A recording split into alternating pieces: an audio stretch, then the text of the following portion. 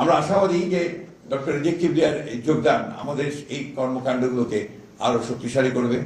আপনারা জানেন ইতিমধ্যেই বিএনপি আমাদের ভারপ্রাপ্ত চেয়ারম্যান তারেক রহমানের নেতৃত্বে আমরা অনেকগুলো কর্মসূচি ঘোষণা করেছি এবং আমরা সবচেয়ে বড় জিনিস হচ্ছে যেটা যে আমরা তার নেতৃত্বেই এই আন্দোলন করেছি দীর্ঘ 15 বছর এবং আমরা আগামীতে তার নেতৃত্বেই বাংলাদেশে জনগণ যদি আমাদেরকে সমর্থন করে আমরা বাংলাদেশের সত্যিকার অর্থেই একটা গণতান্ত্রিক অর্থনৈতিক দিক দিয়ে সমৃদ্ধ একটা রাষ্ট্র নির্মাণ করতে চাই।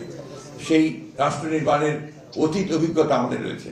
আপনারা জানেন যে আমরা ইতিপূর্বে প্রায় 3 বার আমরা সরকার গঠন করেছি এবং তারও পূর্বে আমাদের শহীদ প্রেসিডেন্ট জিয়াউর রহমানও রাষ্ট্র পরিচালনা করেছেন।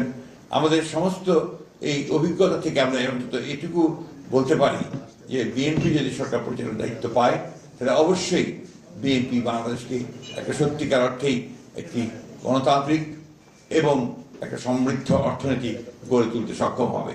আমরা ডক্টর রিজিক কিবরিয়াকে স্বাগত জানাচ্ছি এবং আশা করছি যে ডক্টর রিজিক কিবরিয়ার যোগদান শুধু তার এলাকা না, নির্বাচনী এলাকা নয়, সারা বাংলাদেশেই একটা প্রভাব বিস্তার করবে এবং তিনি তার মেধা দক্ষতা দিয়ে এই যে কর্মসূচি আমরা গ্রহণ করেছি 31 দফা কর্মসূচি, সেই কর্মসূচির ভিত্তিতে বাংলাদেশ নির্মাণ করার ক্ষেত্রে তিনি তার ভূমিকা রাখতে পারবেন। Welcome doctor Kibria. Thank you.